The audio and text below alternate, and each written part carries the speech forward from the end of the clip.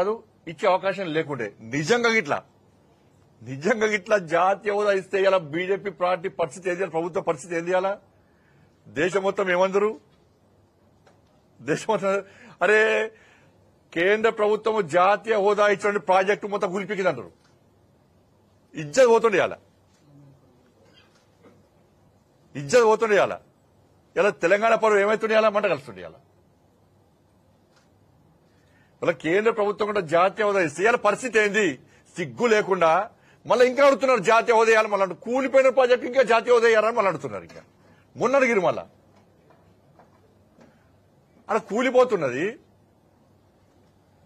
ఇలా జాతీయ హోదా ఇస్తే పరిస్థితి ఏంది? వాళ్ళ ఇయ్యరాదు, ఇచ్చే అవకాశం లేకుండా ఇస్తే పరిస్థితి ఏంది? వాళ్ళ తెలంగాణ పరువు ఏమైతుండే అలా మంట కలుస్తుండే. ఎన్డీఎస్ఏ రిపోర్ట్ ఇచ్చింది, national dam safety authority report ఇచ్చింది. దాన్ని ఏమంటారంటే ఇదట ఎన్డీఏ కమిటీ అట. మరి ఎన్డీఎస్ అనే ఒక రాజ్యాంగబద్ద సంస్థ. ఈ ఎన్డీఎస్ అని ఎవరు కమిటీ ప్రకటించింది? ఇలా పార్లమెంట్, సాక్షాత్ పార్లమెంట్ లో చర్చ జరిగింది కమిటీ గురించి. పార్లమెంటు సాక్షాత్తు పార్లమెంట్ అనౌన్స్ చేసిన కమిటీ ఇది. దీనిలో మరి బీఆర్ఎస్ వాళ్ళు తాగివన్నారు. ఆ రోజు ఎందుకు మాట్లాడలే మీరు? ఇది అర్ధరాత్రి తాగి కూర్చున్నటువంటి కమిటీ కాదు, ఇది రాజ్యాంగబద్ద సంస్థ ఎన్డీఎస్ఏ. వాళ్ళు ఇచ్చిన రిపోర్ట్ తప్పట. అంటే ఇక కేసీఆర్ తుపాకి రాము టోపీ పెట్టి చేత కట్ట పెట్టి ఇగో ఇదే ప్రాజెక్టు అంటే కరెక్టా? ఎన్డీఎస్ఏలా ఎంతమంది నిపుణులు ఉంటారు, ఎంతమంది మేధావులు ఉంటారు? వాళ్ళొచ్చి ప్రాజెక్టు పనికిరాదు, క్వాలిటీ లేకుండా కట్టిండ్రు అని చెప్పి వాళ్ళు చెప్తే ఇది ఎన్డీఏ నివేదికనట. అంటే కేసీఆర్ కూడా పోటుగాడు, మరి చదివి చెప్తాడు మళ్ళీ ఇప్పుడు. సరే నేనే ఇంజనీర్ను, నాకంటే ఎక్కువ తెలుసా అని ఆ రోజు అన్నావు కేసీఆర్. ఇవాళ మరి ఇలా క్యాబినెట్ ఎందుకంటున్నావు? సబ్ కమిటీ ఎందుకంటున్నావు? మరి ఈ రేవంత్ రెడ్డి సర్కార్ ఇవాళ క్యాబినెట్ కమిటీ నివేదికను ప్రజలకు చెప్పొచ్చు కదా, సీక్రెట్ విషయం కావచ్చు. కానీ ప్రజలు ఇంత చర్చ జరుగుతున్నప్పుడు క్యాబినెట్ లో నిర్ణయం జరగలేదు, సబ్ కమిటీ సంబంధం లేదు. అసలు క్యాబినెట్ లో ఎప్పుడు పెట్టిర్రు? సబ్ కమిటీ ఎప్పుడు నివేదిక ఇచ్చింది? ఈ ప్రాజెక్ట్ ఎప్పుడు తయారు చేశారు? సబ్ కమిటీ నివేదిక రాదా? క్యాబినెట్ లో తీర్మానం కంటే ముందే ప్రాజెక్టు కట్టుడు స్టార్ట్ చేస్తారా? డిపిఆర్ సబ్మిట్ చేయకముందే మీరు సిడబ్ల్యూసీ ఎవ్వి పర్మిషన్ లేకుండానే మీరు ప్రాజెక్ట్ తయారు చేస్తారా? ప్రాజెక్టు నిర్మాణం ప్రారంభిస్తారా?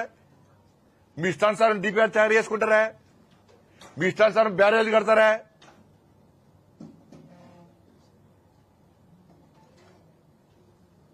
ఏమంటున్నారు? కాళేశ్వరం వల్ల పంట దిగుబడి ఫుల్ పెరిగింది అంటున్నారు. ఇవాళ ఏడ పెరిగింది? అప్పుడు ఏం చేసిండ్రు? వర్షపు నీళ్లు, మోర్ నీళ్లు పడితే పూలు జల్లురు, అక్షం జల్లురు, కాళేశ్వరం నీళ్ళు అన్నారు. ఏడ నీళ్లు కనబడతారో పూలు జల్లుడే. నీళ్లు కనబడితే పాపం పూలు చల్లుతున్నారు, అక్షింత చల్లుతున్నారు, కాళేశ్వరం నీళ్ళు అంటున్నారు. ఇక ఏ జిల్లాకు పోతే ఆ జిల్లా కాళేశ్వరం నీళ్ళు వస్తాయి, మీకు మన కాళ్ళు అడిగినాకనే పక్క జిల్లా పోతాయి అంటారు. కర్మిల మీటింగ్ పెట్టి సిద్దిపేట చెప్తారు కాళేశ్వరం ఫస్ట్ డైరెక్ట్ సిద్దిపేటకి వస్తాయి, సిద్దిపేట ప్రజల కాళ్ళు అడిగినాకనే వరంగల్ పోతాయి అంటారు. వరంగల్ మీటింగ్ పెట్టి చేస్తారు, డైరెక్ట్ నీళ్లు కాళేశ్వరం వరంగల్కి వస్తాయి, వరంగల్ కాలు అడిగినాకనే ఇంకొకటి పోతాయి అంటారు. ఏడవని కాలాలు కూడా వర్షపు నీళ్లను మోర్ నీళ్లను అక్షంతలు వేసి పూలు చల్లి కాళేశ్వరం ఉన్నారు. నేను అడుగుతున్న బీఆర్ఎస్ పార్టీలను, కాళేశ్వరం ఉన్నప్పుడు పంట దిగుబడి ఎంత? కాళేశ్వరం ప్రాజెక్ట్ లేదు, ఇలా పంట దిగుబడి ఎంత? మరి పంట దిగుబడి కాళేశ్వరం ప్రాజెక్టు లేకున్నప్పుడు కూడా పంట దిగుబడి ఎందుకు పెరిగింది? వాళ్ళ సమాధానం చెప్పండి దీనికి. మీకు కాళేశ్వరం ప్రాజెక్టు ఉన్నప్పుడు పంట దిగుబడి ఎంత, ఇప్పుడు పంట దిగుబడి ఎంతనో ఇవాళ రాష్ట్ర ప్రభుత్వం అధికారులు లెక్కలు పెట్టబడుతున్నాయి. ఇవాళ దాని మీద బీఆర్ఎస్ పడ్డది సమాధానం చెప్పాలి. కాళేశ్వరం వల్ల ఏం ఫాయిదా ఏర్పడ్డది తెలంగాణ రాష్ట్రానికి?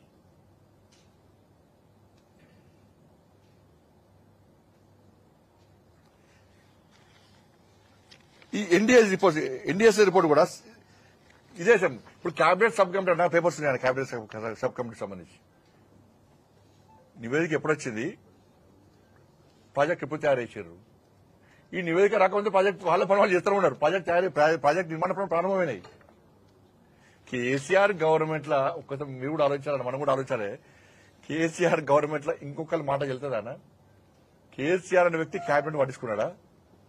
క్యాబినెట్ మీటింగ్ పెడుతున్నానా? పెడితే ఏం ఆడుతుండే? చాలా తాగి పంపిస్తుండే. కేసీఆర్ అనే వ్యక్తి ఇంకొకరి మాట వింటుండనా? ఇవన్నీ తప్పే. సబ్ కమిటీ తప్పే,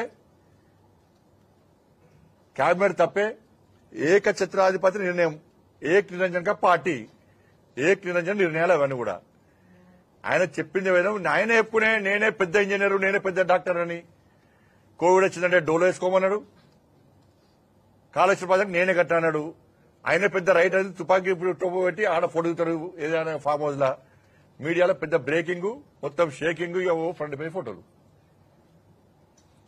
తుపాగ్రామి టోపు చేయడు, చెల్ల కట్టడియలే ఉన్న రోజులు.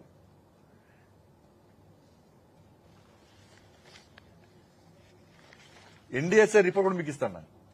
ఇది క్వాలిటీ లేకుండా ఇష్టానుసారంగా కట్టిండ్రు. ఇది ఎందుకు పనికిరాదు. ఇది ఒక ప్లాన్ ప్రకారం కట్టలే, వాళ్ళ ప్లాన్ ప్రకారం బ్యారియర్ నిర్మాణం అంతా కూడా తప్పు అని చెప్పి ఎన్డీఎస్ఏ రిపోర్ట్ ఇచ్చింది. ఈ రిపోర్ట్ కూడా తప్పు అంటే ఇక మీకంటే ఎవరు ఇక మాకంటే తోపుగా ఎవ్వరు లేనుకుంటే బీఆర్ఎస్ కేసీఆర్ కుటుంబం మేమే తోపులం, మాకంటే తెలుగులో ఇవ్వలేరు ప్రపంచాలని చెప్పుకుంటారు వాళ్ళు. ఇక ప్రజలందరూ కూడా ముక్కును వెలుసుకొని ఇస్తున్నారు. కేసీఆర్ గవర్నమెంట్ లో క్యాబినెట్ నిర్ణయం తీసుకుంటారా? క్యాబినెట్ నిర్ణయం తీసుకొని ప్రాజెక్టు కట్టిరా? అబ్బా గ్రేట్ అనుకుంటున్నారు. మాకు ఎప్పుడు తెలియదు, ఈ విషయం తెలియదు అనుకుంటున్నారు అందరు.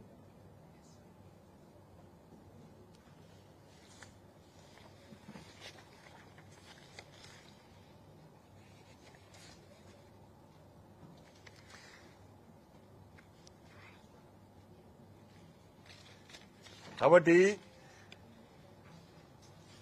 రాహుల్ గాంధీ గారు గతంలో వచ్చేది చెప్పినట్టే ఆయన కూడా సేమ్ ఏటీఎం అని చెప్పిండు. సిబిఐ విచారణ జరపాలని చెప్పన్నాడు. ఇవాళ రేవంత్ రెడ్డి ప్రభుత్వం వచ్చిన తర్వాత వాళ్ళు విచారణ చేస్తలేరు, సిబిఐకి ఇస్తలేరు. ఫోన్ ట్యాపింగ్ కేసు కానీ, కాళేశ్వరం కేసు కానీ. మీతో కాదు, ఢిల్లీలో ఎవరితో లాబింగ్ అయ్యానో, ఎక్కడ మూటలు అప్పచెప్పానో అక్కడ మూటా ముళ్ళే అన్ని కేసీఆర్ పై అప్పచెప్తున్నాడు. ఇది తూతూ మంత్రంగా మాత్రమే విచారణ కొనసాగుతుంది. నాకు తెలిసి అంతా ప్రజలు తెలుసు, ప్రజలు కూడా ఆచారం వ్యక్తం చేస్తున్నారు. ఇంతవరకు రేవంత్ రెడ్డి గారు సర్కార్ ఏర్పడిన తర్వాత, కాంగ్రెస్ పార్టీ ప్రభుత్వం ఏర్పడిన తర్వాత ఏ ఒక్క అవినీతి అక్రమాల మీద పూర్తి స్థాయి విచారణ జరిగిందా? సంవత్సరం దాటే మీరు ప్రభుత్వం ఏర్పడి ఏ ఒక్క అవినీతిలో విచారణ జరిగిందా పూర్తి స్థాయిగా? అన్నిటికీ కమిటీ అన్నారు, అన్నిటికీ విచారణ అంటున్నారు. ఒక్క నివేదిక ఇంత రాలే, జరిగి రాలే.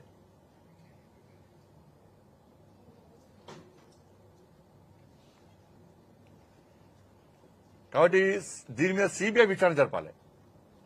దీని మీద సిబిఐ విచారణ రాష్ట్ర ప్రభుత్వం కోరాలి. ఈ రాష్ట్ర ప్రభుత్వం మీద మాకు నమ్మకం లేదు.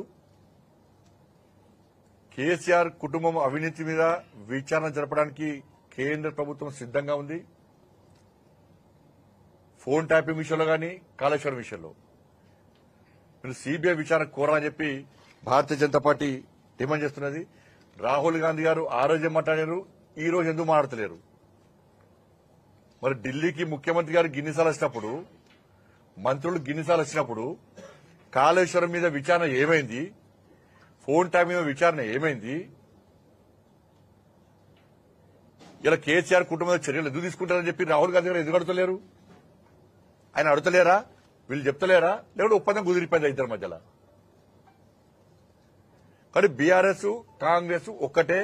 ఈ విచారణ అంతా ఫేక్ విచారణ అంతా కూడా వాళ్ళ ఎందుకు బయటపెడతలేరు? కేబినెట్ అంటున్నారు, సబ్ కమిటీ అన్నారు. ఈ నివేదికలను ప్రజల ముందు ఎందుకు పెడతలేరు? దానికి స్పష్టంగా చెప్పాలి. ప్రజల లోపల అయోమయం కేటవుతుంది, మొత్తం అయోమయం తయారవుతుంది ప్రజల లోపల. కేసీఆర్ కూడా చెప్పిందే వాస్తవం నమ్మే పరిస్థితి వచ్చింది. ఇవాళ కాంగ్రెస్ పార్టీ ఏం మారతలేదు. తూతు మందంగా అక్కడక్కడ ఇద్దరు మూడు ప్రెస్ మీటింగ్ పెడుతున్నారు, కథ క్లోజ్ చేస్తున్నారు. కాబట్టి దీని విచారణ జరపాల్సిందిగా, సిబిఐ విచారణ జరపాల్సిందిగా, దాన్ని కోరాల్సిందిగా భారతీయ జనతా పార్టీ డిమాండ్ చేస్తున్నారు.